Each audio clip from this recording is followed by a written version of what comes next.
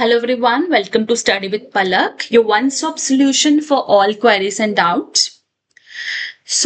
Last video में हमने जो बात की थी बेसिक मैकेनिज्म की बात की है कि रेप्लिकेशन का बेसिक मैकेनिज्म क्या होता है, ताकि तुम लोगों को एक ब्रश अप हो जाए ना कि हमने ये चीज पहले भी पढ़ी है। ठीक है, क्योंकि कॉम्प्लेक्सिटी पे आने से पहले थोड़ा बेसिक समझना चाहिए कि ये हो क्या रहा है बेसिकली, है ना। हम प्रोकैरियोट्स और यूकैरियोट्स का पूरा डिटेल्स में पढ़ेंगे, बट आज मैं सिर्फ यूकैरियोट्स की इनिशिएशन को समझाऊंगी। ठीक है, बाकी मैं कल लेक्चर्स उसके अपलोड करूंगी प्रोकैरियोट्स के और यूकैरियोट्स के बाकी के। ठीक है, तो यूकैरियोट्स में इनिशिएशन में क्या होता है कि आपके पास होते हैं ओरिजिन ऑफ रेप्लिकेशन, यहां से आपका रेप्लिकेशन स्टार्ट होती है। ठीक है, ये origin of replication eighty rich region होते हैं, और यीस्ट के अंदर ना ये ARS रिच रीजन है, that is autonomously replicating sequences. अब देखो कौन कौन से प्रोटीन्स इन्वॉल्व होते हैं। एक आता है ORC, ओरिजिन रेप्लिकेशन कॉम्प्लेक्स। ये कॉम्प्लेक्स सीधा जाके बाइंड करता है, ये प्रोटीन सीधा जाके बाइंड करता है ओरिजिन ऑफ रेप्लिकेशन साइट पे। इसकी एटीपेस एक्टिविटी होती है। ठीक है, और ये बाकी प्रोटीन्स को भी बुलाता है, आ जाओ भाई हमने रेप्लिकेशन को स्टार्ट करना है। ठीक है, देन आता है CDC6, cell division cycle 6 protein, जो कि हेलिकेस को लोड करता है। हेलिकेस एंजाइम पढ़ा है ना हमने, और वो कैसे अनवाइंड करता है, हाइड्रोजन बॉन्ड्स को तोड़ता है। बिल्कुल, वो हेलिकेस को लोड करता है कहां पर, ओरिजिन ऑफ रेप्लिकेशन साइट पे। CDT1, CDC10 डिपेंडेंट ट्रांसक्रिप्ट 1, जो कि MCM की लोडिंग करता है। MCM क्या है, मिनी क्रोमोसोम मेंटेनेंस प्रोटीन। ठीक है, ये एक CDT1 लाइसेसिंग फैक्टर की तरह काम करता है। ये इंश्योर करता है कि एक साइकिल में एक ही बार DNA की कॉपिंग हो। वो कैसे करता है, वो MCM को वहां पे लोड कर देता है। ठीक है, ओरिजिन ऑफ रेप्लिकेशन साइट पे, और वहां पे प्री रेप्लिकेशन कॉम्प्लेक्स जो है वो बन जाता है। ठीक है, CDK एंड DDK प्रोटीन्स क्या है, CDK है साइक्लिक डिपेंडेंट काइनेस, और DDK है DBF4 डिपेंडेंट काइनेस।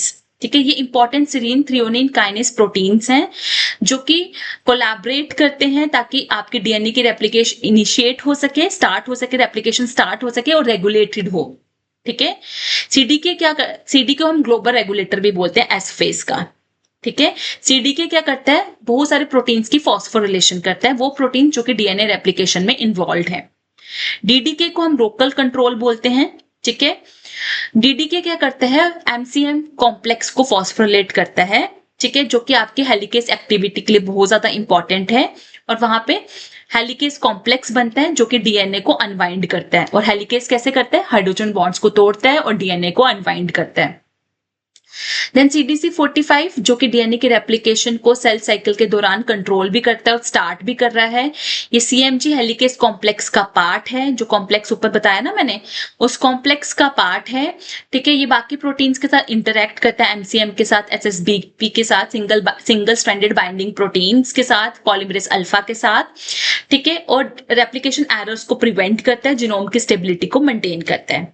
देन है GIANS गिन्स कॉम्प्लेक्स, जो कि इनिशिएशन और इलॉन्गेशन दोनों के लिए इंपॉर्टेंट है। ये CMG हेलिकेस कॉम्प्लेक्स का कोर है। ठीक है, तो CMG हेलिकेस कॉम्प्लेक्स के अंदर आपका CDC45 आता है, MCM आता है और GINS आता है। ठीक है, देन है RPA, रेप्लिकेशन प्रोटीन है, जो कि आपका सिंगल स्टैंडर्ड बाइंडिंग प्रोटीन है। Then RFC, replication factor C। ठीक है, ये DNA क्लैंप लोडर है। ठीक है, ये लोड करता है PCNA को। PCNA क्या है, प्रोलिफरेटिंग सेल न्यूक्लियर एंटीजन है। ठीक है, रिंग शेप्ड का प्रोटीन है, ये स्लाइडिंग क्लैंप की तरह एक्ट करता है रेप्लिकेशन में। ठीक है, DNA को इंसर्कल करता है और एक स्टेबल प्लेटफॉर्म प्रोवाइड करता है DNA पॉलीमरेसिस के लिए। ठीक है, तो देखो ओरिजिन ऑफ रेप्लिकेशन था, ये ORC जो है ओरिजिन ऑफ रेप्लिकेशन में जाके बाइंड कर गया। ये बाकी प्रोटीन्स को कहेगा कि आ जाओ भाई, हमने रेप्लिकेशन को स्टार्ट करना है। तो सबसे पहले CDC6 एंड CDT1 आएंगे, आके यहाँ पे जुड़ गए भाई।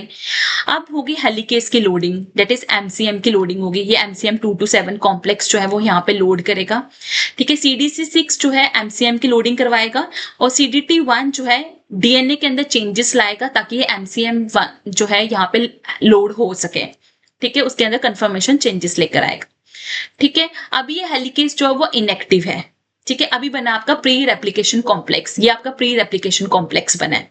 ठीक है, ये आपका बना है प्री रेप्लिकेशन कॉम्प्लेक्स, ये आपका हो रहा है G1 फेज में।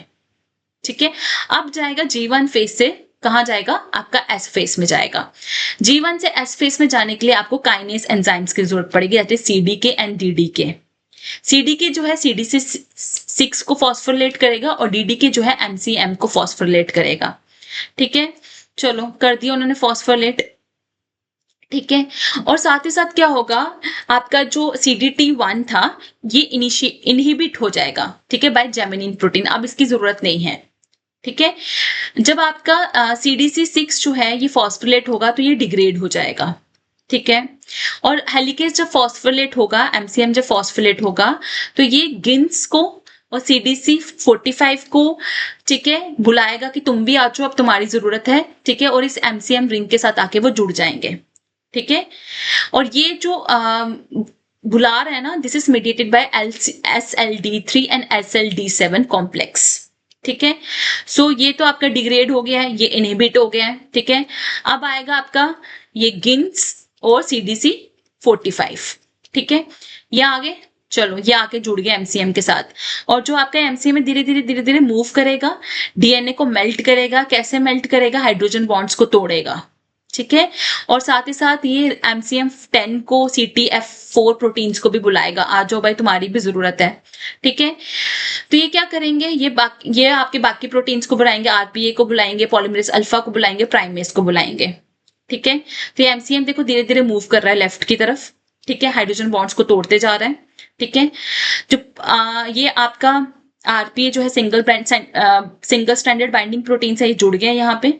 ठीक है, यहाँ पे आपके प्राइमर्स जुड़ जाएंगे, प्राइमेस जो है प्राइमर्स को जोड़ेगा, यहाँ पे ये आपका प्राइमर यहाँ पे जुड़ जाएंगे, और पॉलीमरेज अल्फा जो है यहाँ पर अटैच हो जाएगा और किसको ऐड करेगा, न्यूक्लियोटाइड्स को, स्टार्टिंग वाले न्यूक्लियोटाइड्स को ऐड करेगा।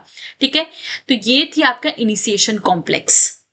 ओके, नेक्स्ट लेक्चर में हम इलॉन्गेशन एंड टर्मिनेशन को डिस्कस करेंगे। Till then do like and subscribe Study with Palak. You can connect with me on my Instagram, Telegram, because I believe more we connect, easier the success becomes. So just one click and you search and share.